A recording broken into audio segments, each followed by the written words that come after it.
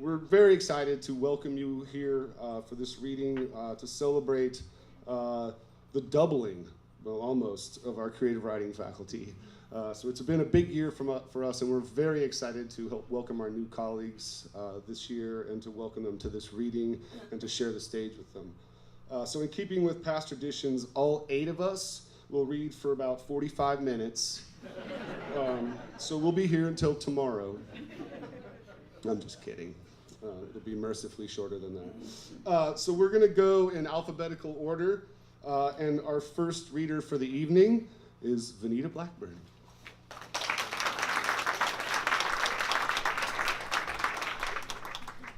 In case you didn't know, he's got a list of our names here. Keep the alphabet in order. Good job. Okay, so I'm going to read. I might go a little over my 5-minute allotment just because I have to start. So nobody cares yet. So, and I never really know what I'm going to read until it happens. So I'm going to read Dog People. So this is one of the oldest stories in my collection, and the collection is Black Jesus and Other Superheroes. And there are a lot of magical things that happen, and it's still about race and family and themes about identity and sort of purpose. And a lot of the characters have these sort of magical powers sometimes, and they're not always obvious. But when I wrote this story, I was thinking about the kind of people, when they're in relationships and they suddenly morph into the person that they're with. If they meet like a mountain climber and all of a sudden they're just buying ropes and like, oh my gosh, gotta go mountain climbing on the weekend. Or if it's a yoga person and then all of a sudden they're doing downward dog, every morning, like it was just a prayer or something. So now I was just sort of thinking about those kinds of people, and this was years ago when I wrote this one. So let's see. My lover wants to eat me, I'm sure. I don't know if I met her as a man or something else. I've been so many things for her since. One afternoon she gave me that look that says, you don't have to do it if you don't want to, but I know you will because I know you.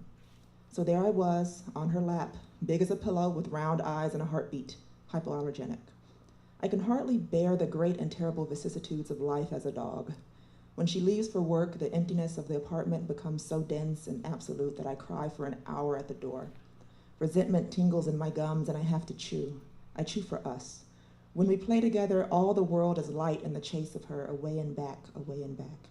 I hoped always that it didn't end, but she ended it always. When we cook, I am a translucent old woman, a faint likeness of the mother she buried. She used to ask me things such as, what is death like and why do I have to die? I help her on holidays with big complicated roasts and pies. I remind her that death isn't so bad. She reminds me life is hard. We fight over spices. The light that passes through me is beautiful, darkened slightly as if swallowed by every manner of devotion. She thinks she's inheriting my bunions. I tell her to be kinder to her father. On Saturday afternoons, we go to the mall in wedge sandals, too much makeup, and almost no money. We try on cheap jewelry. Once I stole a necklace for her. At home, I gave her the loot, and she was disappointed. She said that she forgot I did things like that when I was a child. I reminded her that she was my best friend and said we should practice kissing. She laughed, and we were all right again. She asked if you were a pear, and I took a bite. Would that hurt? My God, yes, I said. She wished I could meet her dog and boyfriend. It was my turn to laugh. On days that we make love, it is a constant thing. I tell her we should pace ourselves, or she will not want to see me this way for another week. She doesn't care, and I may spend the next 3 days as a dog. Being a man seems a very sensible thing to be. When most breathless, she tells me I am a miracle. I wish the impossible wish to keep her there. In order to love her just one way, I have to be the love she has known in every other direction. There is one possible thing in the midst of our uneven lives. In this manner, we can be together as nothing else can. I will wait for her on the foot of our bed. I will be in season. Bartlett, the best of pairs. She will eye my sweet meat, and the last light will pass over the horizon of her tongue as I am sewn into my love one bite at a time. Okay, that's the first one. I'm gonna read one more. So you got the sugar, here's the blood. So a lot of things have been happening this week. A lot of strange things. But one was the sentencing of Bill Cosby, of all people.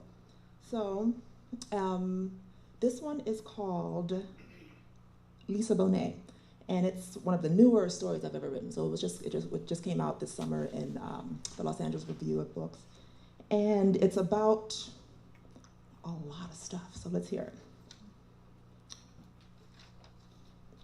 Lisa Bonet. Okay, so these are the things we have been told never to say in front of children or white people. When I was a kid, my grandma used to sprinkle Ajax around the door to keep evil spirits away. It was some voodoo ramajama type thing mixed in with Southern Baptist rituals. To this day, I got crazy germ phobias and have trouble kissing my wife.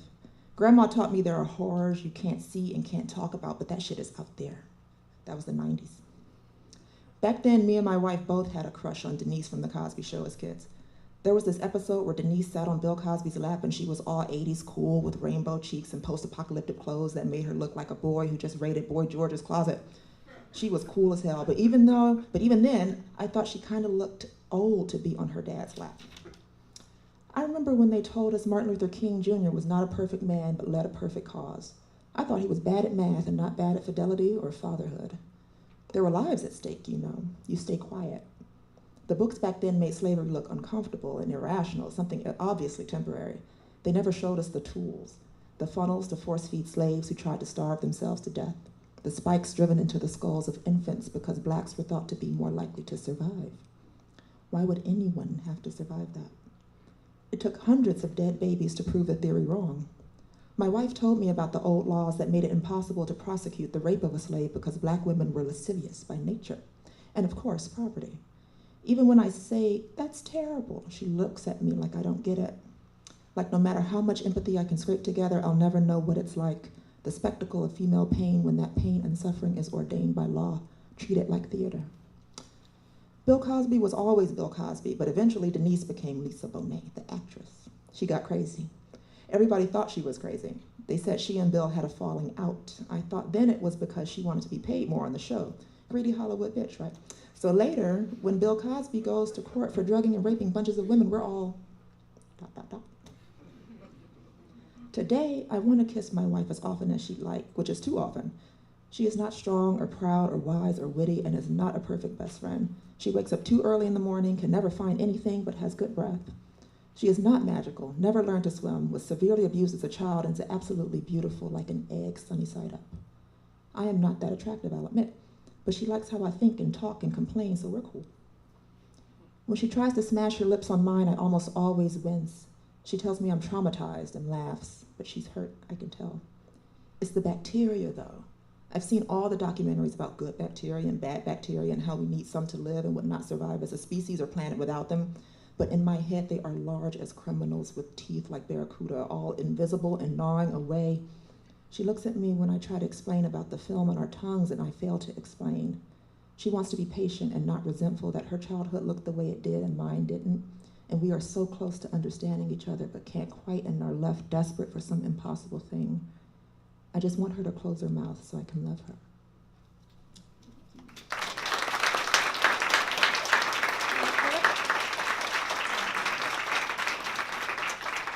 So next up is my buddy Joe.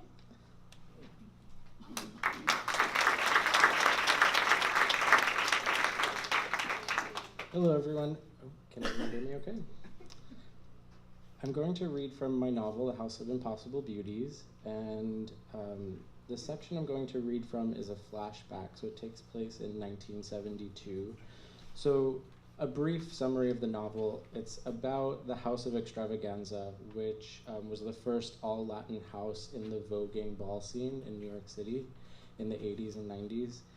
And so basically, young, gay, and trans kids would run away from their abusive households, and they would form proxy families. And so the first part of the novel is about Angel and Hector, who are the parents. They're the mother and the father of the house. And so in this section, I kind of delve into an imagined flashback of Hector before he met Angel, and he meets this guy named Tyler in a dance class. And Hector, he dreams of becoming a professional dancer. They started to arrive early each week so they could do their floor warm-ups together before the others came. Tyler was working Hector's abs like a bitch on wheels, making him go from high plank to curling his forehead in so he could reach his knee to his nose. It felt like he was wringing his body out like a sponge. When they did standing bar, sometimes Tyler arched his body in toward Hector, and for a quick second, Hector could smell the musk in Tyler's cologne. It would hit him like a wave, and then it would be gone, as if it had not happened at all. It only took 2 or 3 weeks for Tyler to ask Hector out, and Hector tried to play it cool, saying, "Yeah, give me a day to think it over," even though he knew he would say yes. And the next day, he dialed Tyler and said yes. Tyler took him to Saturday Mass at Paradise Garage. It was Hector's first time, so Tyler insisted that they take a cab, Tyler's treat. "Look, it's not Studio 54, he said, but at least in a cab we can pretend to make an arrival." So they pretended to make their arrival.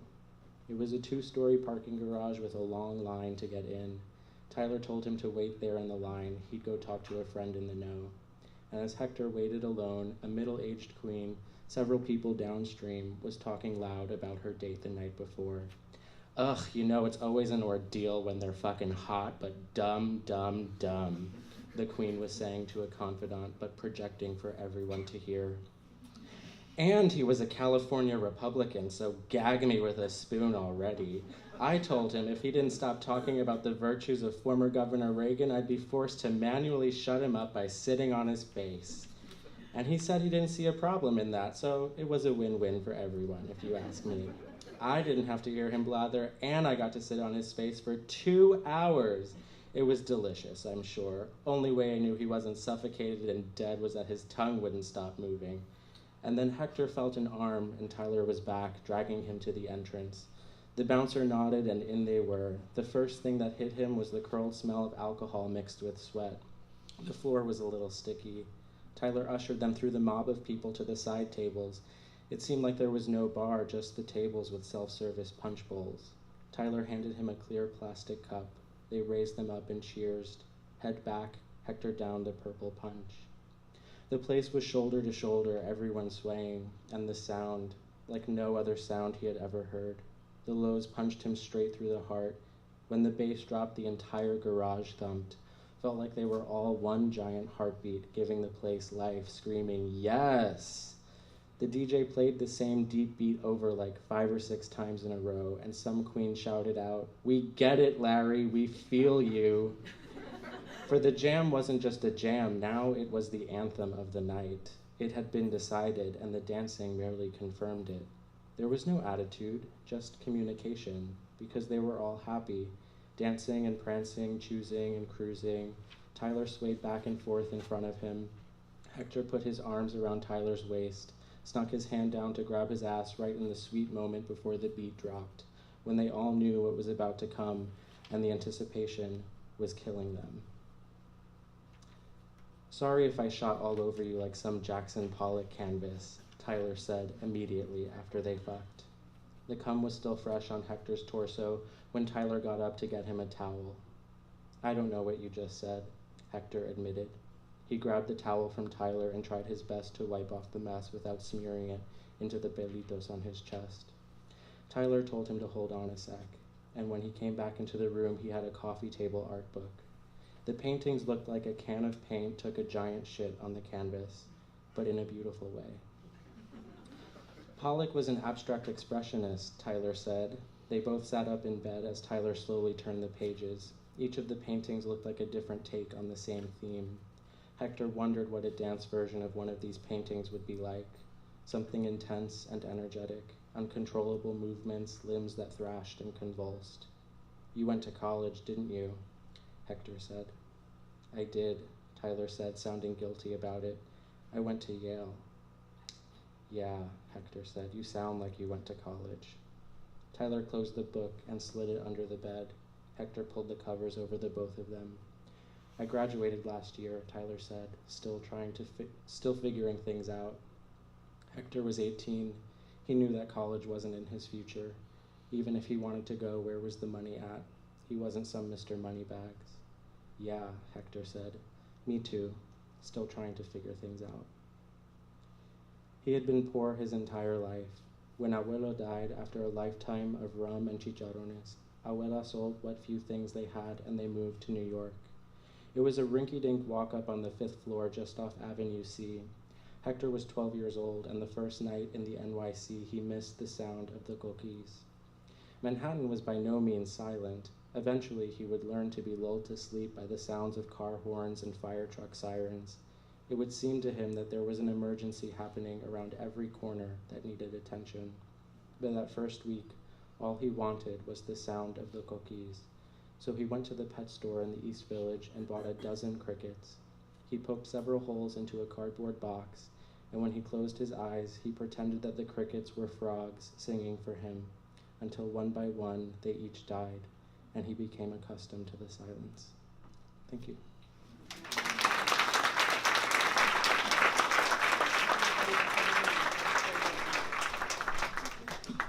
And now Stephen Church.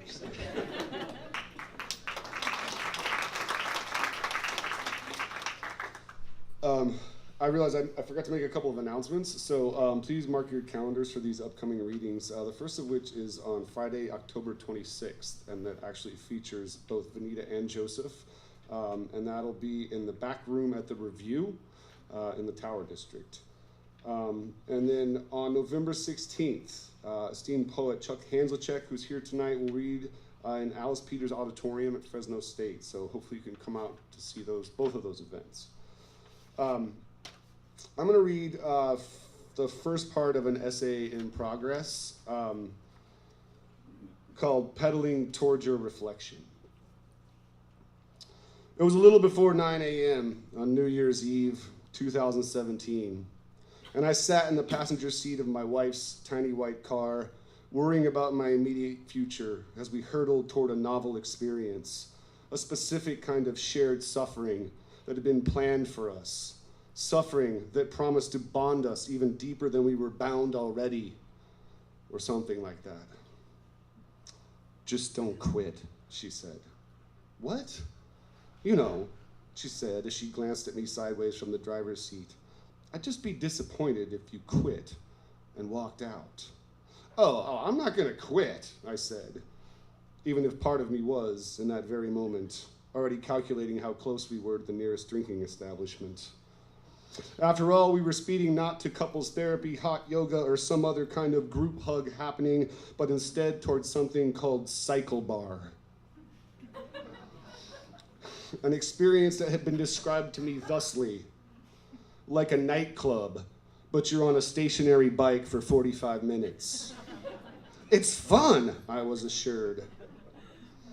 I, however, remained skeptical. There was very little about this that seemed like it would be fun. I knew vaguely that other people referred to such experiences as spinning, indoor cycling, or by the brand Soul Cycle, which never really sounded like something I would enjoy. I would soon discover just how far from my comfort zone Cycle Bar would take me. I knew from their website and from talking with Andrea that the whole production promised loud, pulsing dance music and epilepsy-inducing light effects that fade in and out as you try to pedal to the beat. But I'm not sure I was prepared for the full Cycle Bar experience. No amount of website research can prepare you for the sheer volume of noise, or the over-caffeinated, extremely fit woman in spandex pants and a sports bra barking orders at you from her elevated stage. Her name is Tawny, or Rachel, or Karina, or Victoria, who told me, "You're a fucking giant," the first time I met her. Victoria used to be a professional gymnast. Now she's a cycle star, which is what they call their instructors, all of whom seem suspiciously nice and prone to excessive high-fiving. Honestly, I can't remember the last time I've been in a nightclub or intentionally listened to pop music released after the 90s. I'm seriously confused by the current prevalence of auto-tune, which makes me feel old and frightened by new things. On top of that, I regularly fight a genetic predisposition against most shared group experiences, especially those that involve exercise or colored light effects. And I begrudgingly joined a gym in recent years only to stave off the inevitable decline that coincides with turning 40, and then 45, When I did visit the gym, I often played racquetball alone, which is not as sad as it sounds. Then camp out on the cardio machines with giant headphones clamped over my ears so I didn't have to talk to anyone. Okay, maybe it is as sad as it sounds. I avoided the weight room mostly because there were just too many sweaty, grunting dude bros and way too many mirrors. So, as I said before we even started this experience, part of me had already quit.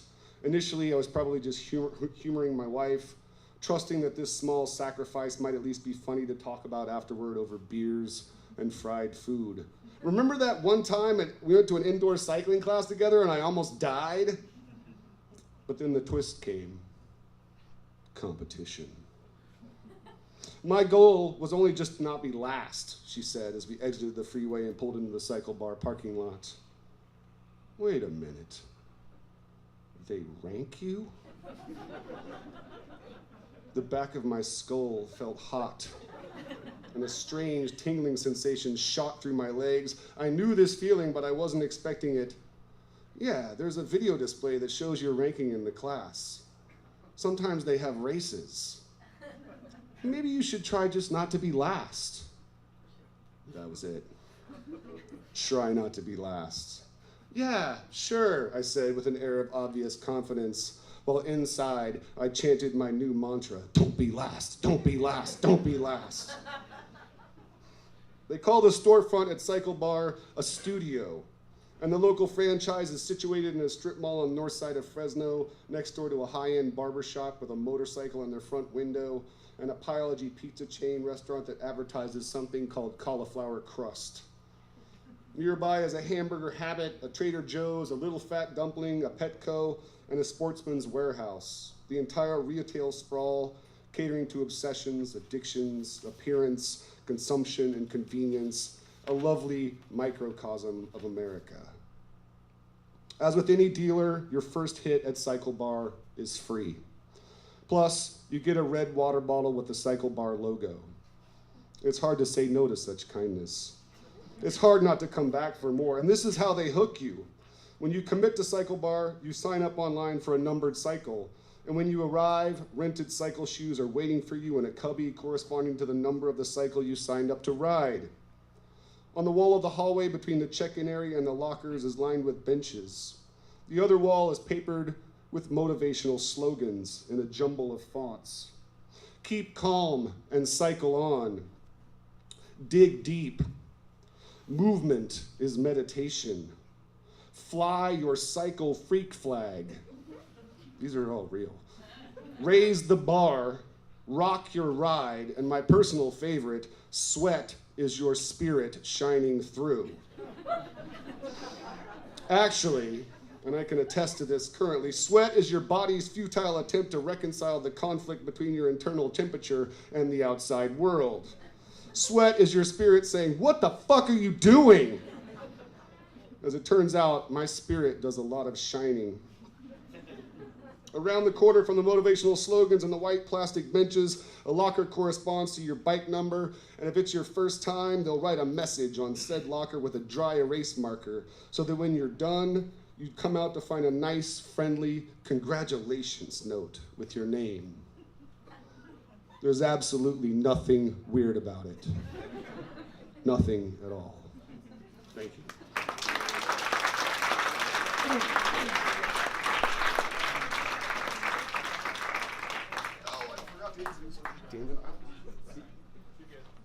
Next up, Connie Hales.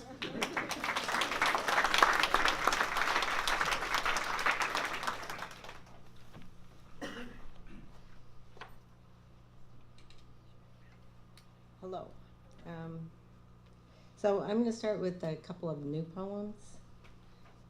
This actually feels like it's working. This is an amazing thing you've got here. Yeah. I worked at a motel for a few years in graduate school many years ago in upstate New York, and I've been working on a few poems about that experience. The motel was small, and the owner wanted to make as much money as he could, obviously. So he would accept what we used to call afternoon guests. Some of you know what that means.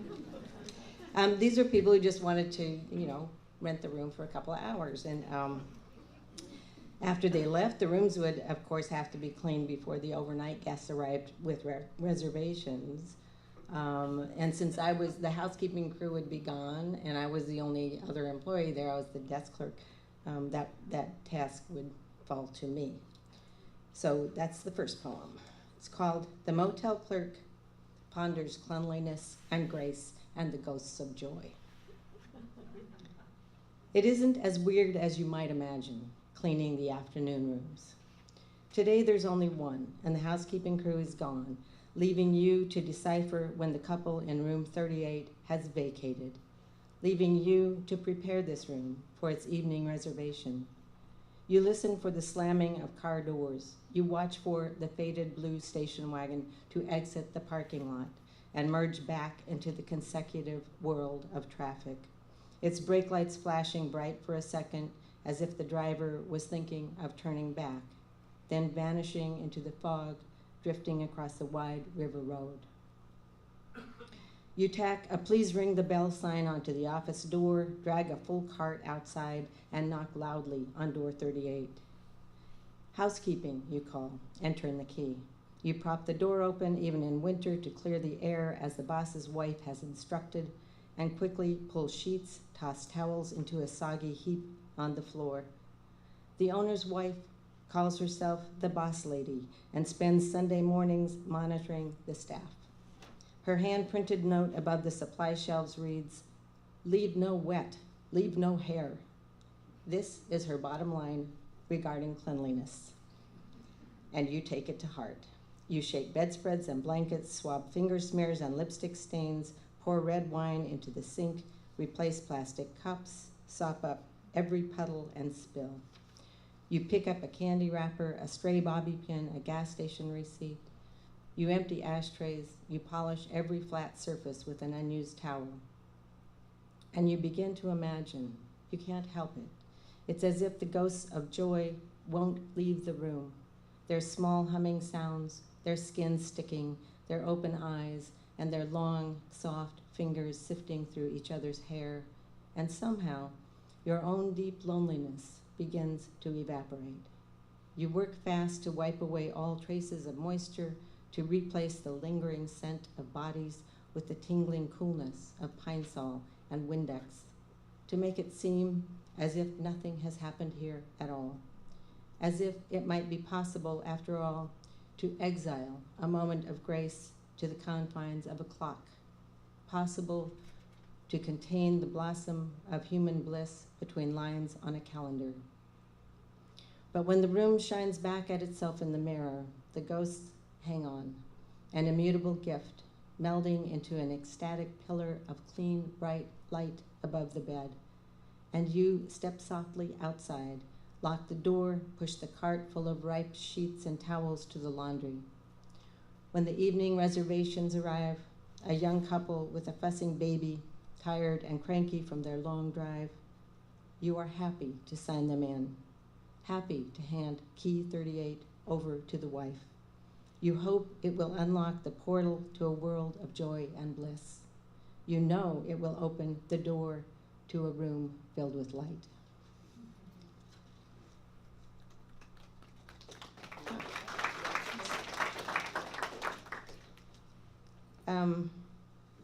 Okay, another motel poem. This one is, as I said, it was a small motel, and the owner lived in a small apartment above the office. His wife didn't live there with him. I never was sure why, but he lived there, and I worked the night shift. So this one's called The Motel Clerk's Lucky Day. "It's your lucky day," Larry tells me when he offers me the job. "The regular girl broke her hip last week, so I can give you night shift at the desk." Luckily, nights are quiet here. So after folding sheets and washing glasses, I read a book or grade papers between answering the phone and late arrival check-ins.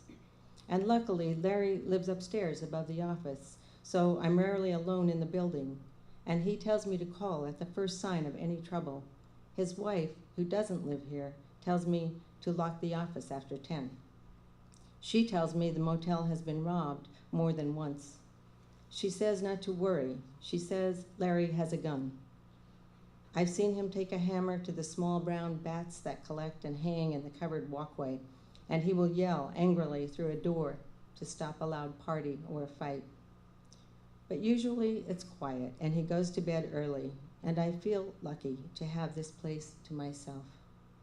I make sure all the spare keys are in the right slots, double-check the lock on the cash drawer, and lean back in the rolling desk chair with coffee and a book.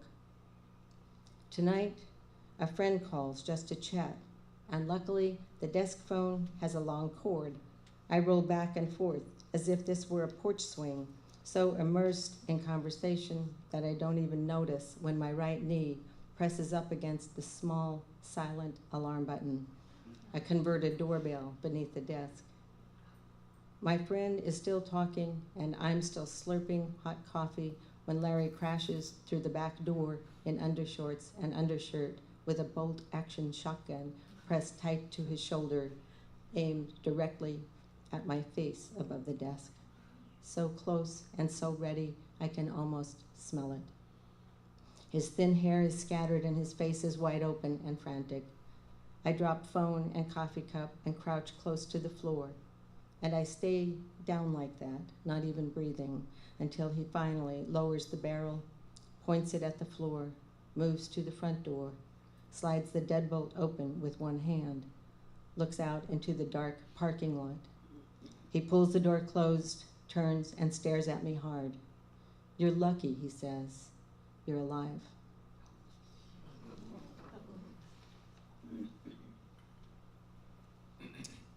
So this one is my last one, and it's not quite as new as these other ones. I read a draft of it last spring at Lit Hop. It's also about guns and gun culture. It's called Armed a Lesson, and it has a little quote from Bernie Sanders as an epigraph. "The majority of gun owners are responsible and obey the law." Senator Bernie Sanders, 2015. I'm sort of hoping that Bernie has changed his mind about that. Armed a lesson. When the new office consultant giving you a ride across town reaches across your lap, pokes the glove box button with one finger, and the door flops down, you see the gun right in front of you. Silver, black handle, solid, and strangely small. The sleek type of pistol, often drawn from inside the tailored jacket or the back belt of a television hero. He smiles, slides it into his pocket, says it's his best friend, slaps the small door shut. Then he twists the radio knob louder and puts his hand on your thigh, just above your knee. The car accelerates, and you breathe deep, catch a glimpse of a dark-haired woman driving a car in the next lane over, windows down. She is tapping her fingers on the steering wheel. She is so close you can almost hear her singing. But you are in this car with this man, and you already know you will do whatever he asks. You've seen your neighbor chase his own 12-year-old son down the dead-end road toward the railroad tracks, shooting his .22 rifle at the boy. Seen your own delusional father patrolling neighborhood backyards, shooting at cats, shooting at dogs, cursing at children. Seen someone's grandpa appear at the door with a pistol aimed at your father's head. You've seen a boyfriend threaten to shoot himself, kneeling in the gravel driveway with a deer rifle propped clumsily backwards, barrel rising to his face, rising to his lips. You've seen the wreckage of your brother's left leg, bullet crashing into muscle, through tendon and bone, because a responsible citizen caught him stealing a gallon of gasoline with a siphon hose. Seen the scars where a welfare doctor dug a handful of lead buckshot from your cousin's back and arms after his girlfriend's responsible father blasted the boy as he scaled the back fence. Seen 3 blood-spattered, howling children carried out of the house next door where their father shot their mother and himself dead with a shotgun. You'd seen that gun every Friday when you were paid 25 cents an hour to care for those kids. It stood in the narrow space next to the refrigerator. It was the household god, waiting and watching, biding its time, while you stirred macaroni on the stove and spooned it into bowls, while you fed the baby a bottle full of warm milk and read a fairy tale out loud. It was like all the guns in all the houses on this street, and all the other streets, and in cars or stuffed in pockets. You remember being pinned to the slick seat of a car by a man with a gun in one hand looming over you, and more than anything, you recall the smell of that gun. You've looked into that dark metal mouth more than once, so you will follow this armed man in the gray suit and tie into his upscale hotel room. You will unbutton, you will unzip, you will say the words, you will touch where he wants you to touch. Thank you.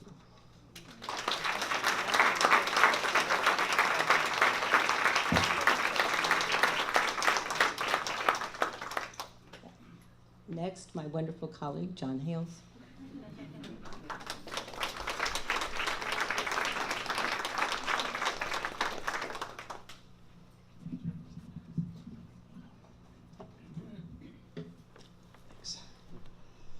Okay, I wrote this a while ago, but I'm pretty sure I haven't read it recently. It's an essay describes my experience working volunteer shifts at a telephone crisis line called Helpline, which is also the name of the essay, at the University of Utah, my second year in college in the early 70s. That would be the century before this century. And it describes a night. One night, at midnight, after a long 6-hour shift, for reasons I hope may become clear, a fellow volunteer and I decided that we would drive to southern Utah to Arches National Park, about 4 hours distant. And I'm reading sections from the essay, but I skip around a lot. I hope you'll excuse some choppy transitions, although there's a lot of choppy transitions in the essay anyway. And I mentioned a few names that don't really matter, except the Blue Val is the name of Kenny's roommate's car. It was a Plymouth Valiant. That's not really important. Okay, and I need to apologize in advance for the first sentence, which has way too many subordinate clauses, but here we go. It's Helpline. Although we weren't exactly drug dependent, at least in terms of how drug dependency had been defined in the mimeographed packet we'd been handed while undergoing volunteer helpline training, and we weren't stoners compared with some of our friends who toked even more than we did, most of us who worked shifts at the university's telephone crisis line smoked a lot of marijuana. We joked that it was an occupational hazard. All that stress, all those panicked calls from people not right at that moment, enjoying the effects of their own drugs of choice, or telling us at great length the ways their lives truly and deeply sucked.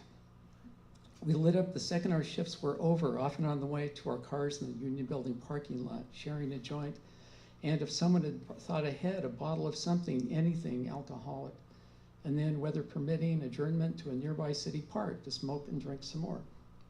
All that drug talk on the phone, all that human misery we couldn't avoid ingesting a fair amount of, as it cascaded over the phone, fears of where bad trips were heading, thoughts of suicide, more mundane yet really depressing narratives of loneliness.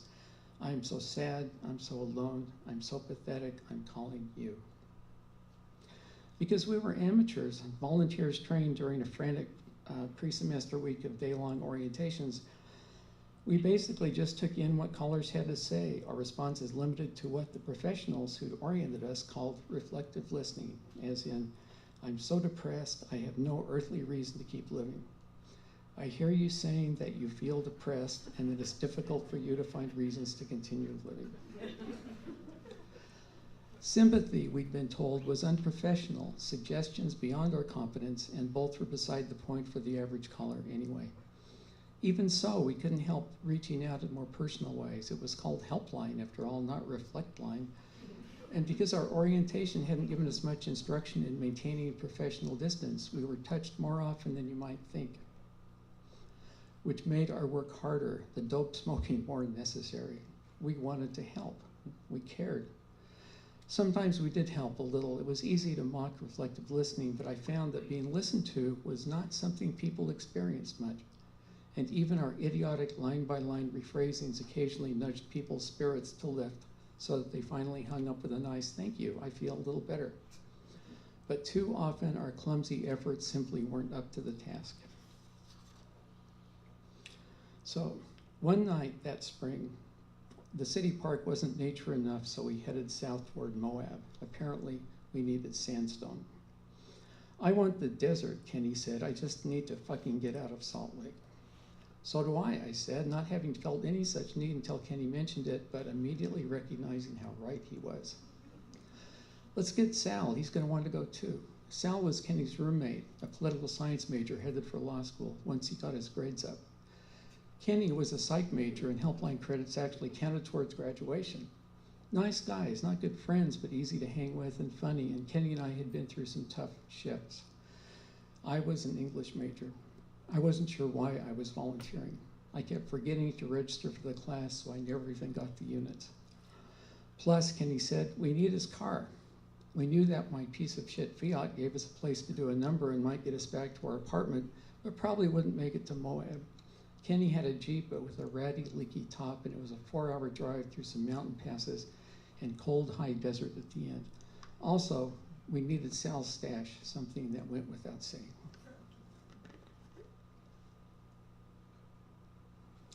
I'm not sure how much drug terminology is current. Maybe I need Anyway, I fell asleep before we hit Provo, too often the first to go under, finding in unconsciousness the best escape I seemed able to make that year. I woke in Price a couple of hours later, stirred by bright service station lights and more demands for gas money, and I stayed happily awake while we sped south.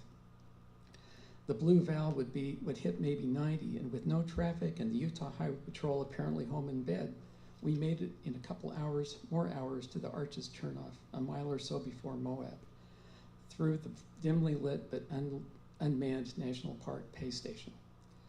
We drove the curvy road until we turned off on a short dirt track, then motored far enough away from the pavement to keep the Park Service from noticing that we were where we shouldn't be, far from the official campground, beyond the law in so many ways.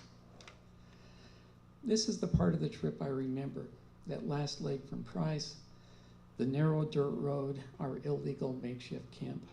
Whatever the night sky looked like had been lost in the headlamps, the tunnel of yellow light the Blue Val barreled through.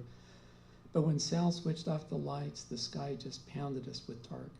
Our eyes slowly adjusted to blackness, then stars, the broad, moonless expanse of what would become in a month or two the summer Milky Way.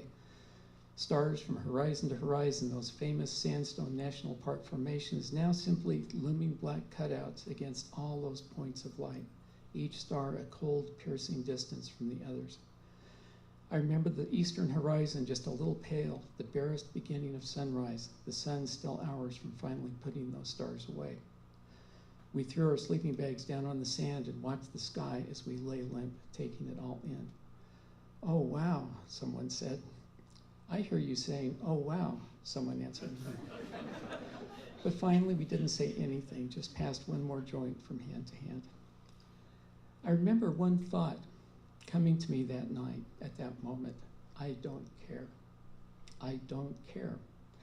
I'm not sure I even cared about the beauty we'd driven hours to behold. Other than being somehow beyond caring, I'm not sure what I was actually thinking, but I'm pretty sure I'd stopped thinking by then about the dropped phone, the deadly silence on the other end, the long, detailed narratives of abandonment and betrayal and aloneness. When the voice at the other end stopped being merely sad and self-pitying, stopped giving me helpful answers to questions that we were allowed by training and policy to ask, and starting sounding at once both matter-of-fact and slurred, with larger pauses between short, monotone fragments of just giving up. More likely that night, it had been the usual, voices telling stories of simple, awful loneliness, 10 o'clock Friday night, completely alone. The suicide calls made me crazy with worry, but the routine calls, all those voices connected to all too ordinary lives of meaninglessness and just simple, profound sadness in some ways took the heaviest toll. Tomorrow, like it or not, we'd be up with the mid-morning sun, too bright to ignore. There would be a drive to a place with picnic tables, the realization that other than a bag of chocolate chip cookies, we had nothing to eat. We drive into Moab for supplies, mostly beer, and pay the uniformed ranger on our way back in and find a legal campsite for the night, which we'd pay the man for too. A nice beer buzz, maybe some more weed, then the afternoon hike to Delicate Arch. That hard, dry sandstone horseshoe, graceful and fragile and literally above everything. Above the complexity of green, the danger of drowning. It's simple up there, just rock and sky. Maybe that's it about that night. It was simple. Nothing to untangle, no bodies to pull from the depths, no frustration.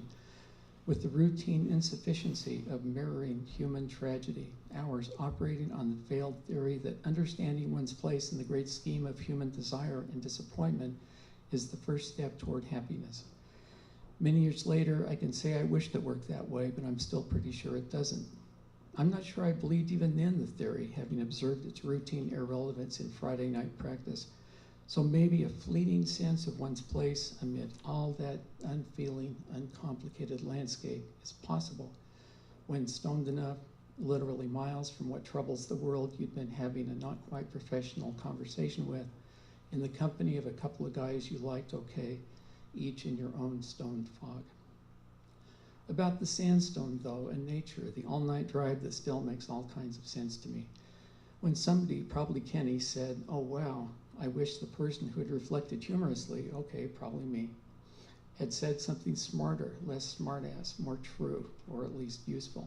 Something like, "I hear you saying that being in this landscape, stoned at 4 a.m, feeling the chill desert air, smelling sagebrush, watching the eastern sky pale behind distant mountains, satisfies a deep need, provides clarity, supports the best kind of spirituality, answers at least a few of the hardest questions, and makes us all happy." Of course, nature isn't simpler than anything else humans negotiate their way through. Trust me on that. I've read the essays of Ralph Waldo Emerson. And as I think about it, maybe it wasn't nature at all, or even the drug that helped disengage my frontal lobes. That night, it was partly where I wasn't. It wasn't the place I had done time in and driven miles away from. Space, for sure, the open black sky, stars bright pinpricks, the distant mountains, no sweaty armpits in a tight, floodlit room. Responsible only for my own pathetic self. Not much in the way of consequences, no complicated connections with despairing strangers or even good friends. I was happy, I think, or as I keep thinking about that night, maybe I wasn't thinking, or for that matter, exactly happy. For example, I'm pretty sure I wasn't thinking about my own sense of not knowing who I was at all and where I was going, and come to think about it, which I didn't right then, my own low-grade loneliness, my anonymous student life, my having no one to go home to, not even the meager hope of some future less strained hookup with Nicole, the sympathetic and beautiful helpline volunteer. But I knew this much. I'd put real time and space distance between myself and that windowless room of phones and white walls, connected by telephone lines to other bare rooms of despair and heartbreak, the bright, cold city, everything I was running away from that night. It wasn't exactly that I didn't care. Care was simply not required. Morning was coming, neither called for nor begrudged, but with a creeping slowness all its own that may have been just what I needed.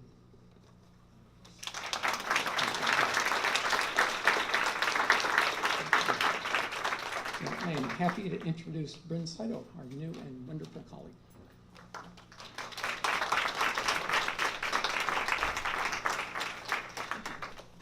Hi, hello. How are we doing? Okay, so I think I'm going to read 4 poems, and the first poem I forgot to bring. So I'm going to see if I can remember it, because I really want to read it, and maybe you'll know why after I read it. Okay. It's called Acts of Grace. Young in the Central Valley, recovering from football season and summer fires, your mother and father linger in the lot outside of his apartment. Maybe we should go look at rings, says your father, and the road is set, the river unwinding. In a small valley town 20 miles east of here, your mother as a girl cut grapes, braved spider fields in the harvest heat, while your father, in the meantime, rumbled through boyhood on the heels of war and his mother and father's swift incarceration. How is it they found their way into each other's lives? Two tough, bright souls enduring the crush of July, each in their own child ways. They found each other. They decided on each other and a life with a garden and two little girls practicing freedom there in the walled space with the jasmine and sparrows. It's it. My parents are here tonight, so I wanted to read that for them because they're great. Thanks. So this is a poem. Who wrote pop quiz? 13 Ways of Looking at a Blackbird. Wallace Stevens. Actually, wasn't a pop quiz. I actually forgot. Yes, Wallace Stevens. So this one's called 13 Ways of Looking at a Teacher Resource.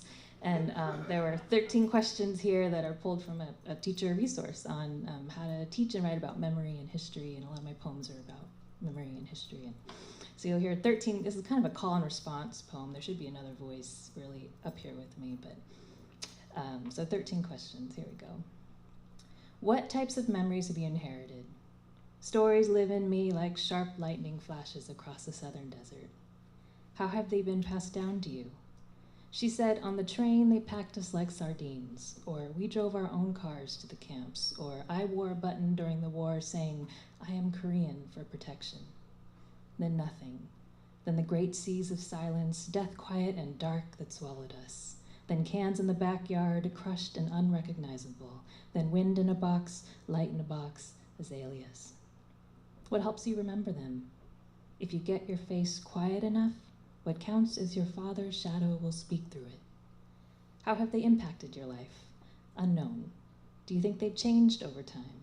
Unknown. Do any of these inherited memories relate to historical events? I tell my students, there's no part of you that goes untouched by the angel of history, wings pinned to the air by the storm of progress. What memories of your own have you chosen to share with others? The light sings itself awake. I am awake at the turn of the 21st century and alive to the turning. Did I ask too large? I'm afflicted with desire and the girlhood wish to lay my body down in the blue summer grass, lit and unlit by the flicker of the setting light. Though shapes and faces sail through the bloodlines, though ghosts grow their nails into me, I remain a romantic. For years, I turned the fire inward and against my skin, bleeding to prove how much I wanted to be here and break the silence and belong in ways undreamt by then to the administered world. What are the differences between memory and history? One gives birth to fire, one gives birth to stones. Do you think history is fixed or objective? No. What is the relationship between the past and the present? Yes. How do we make meaning from the past? Yes. How do you make meaning from the past? See the writer again at the gate of memory. See the writer again at the gate. Gate the writer again at the memory. Gate the writer. See the past again at the meaning gate. Past the meaning, past the making, gate the memory. See the meaning, she should drown it. And lastly, 13. Do you think we have a responsibility to the memories we inherit? Even the dead, wrote Walter Benjamin, will not be safe from the enemy if he wins.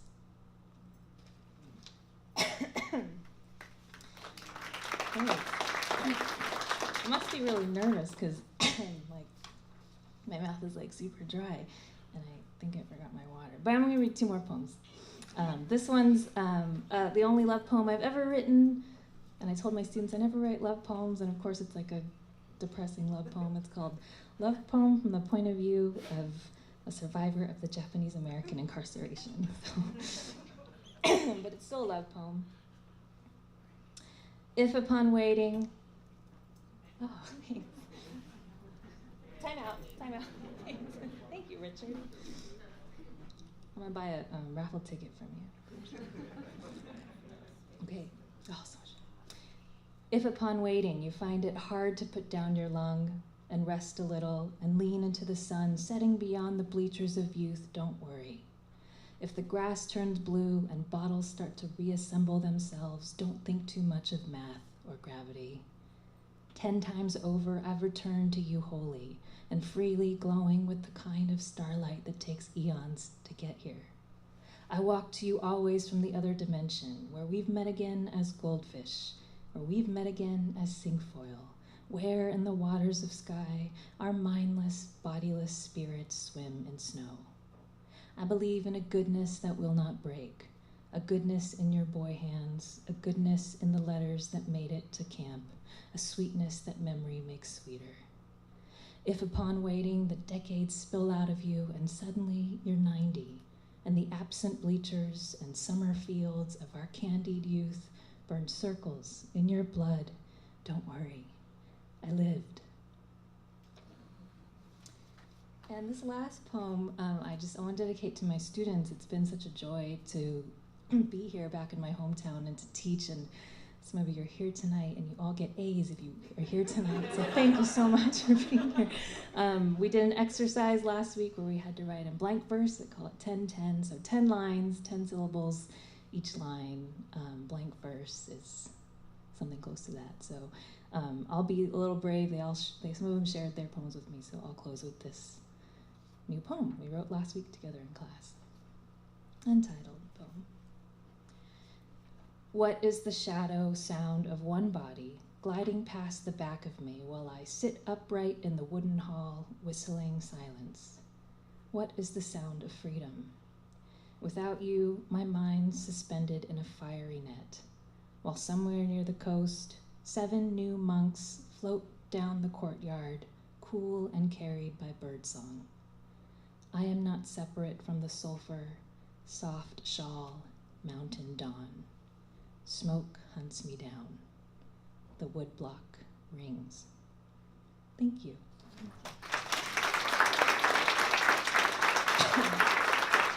And now, last but not least, keep the applause going for my colleague and mentor, Tim Skeen.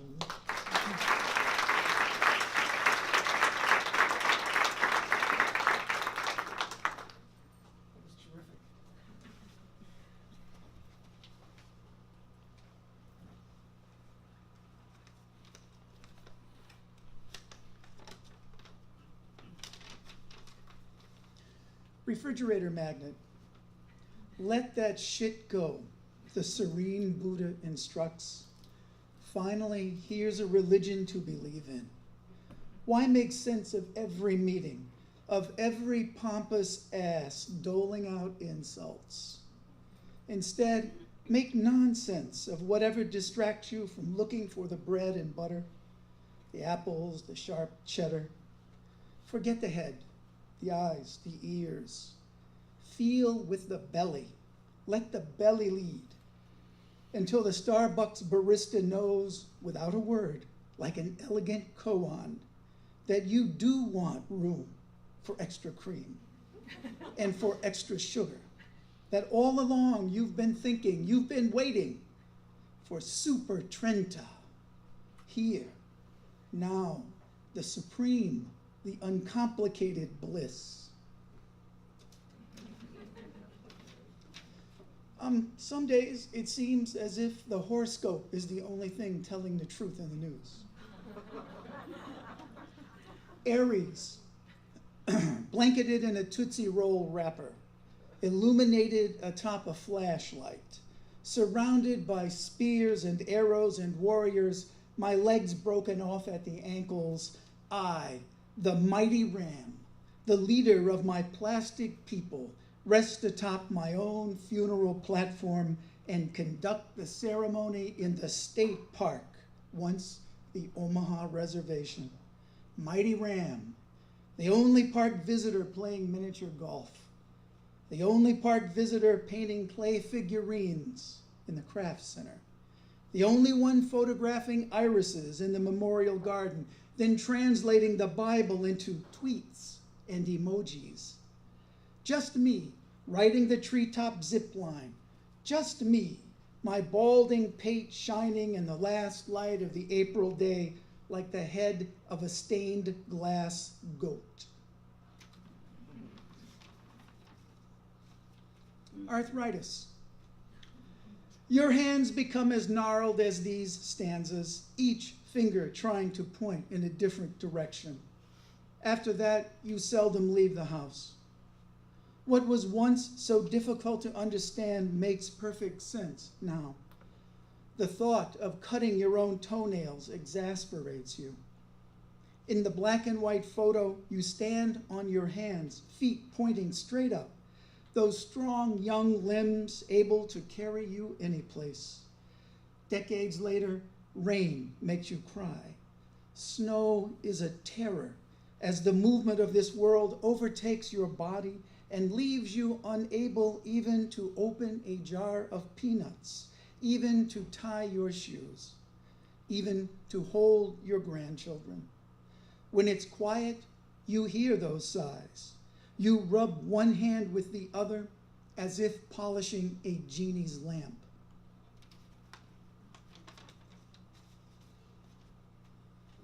And the students are here, right? So you don't answer this question, but you may know this form. You may if you've taken English 241, form and theory, hopefully you do know this form. Union eye care. The teacher asks me if I can see the board. And yes, I can see red and blue on the board.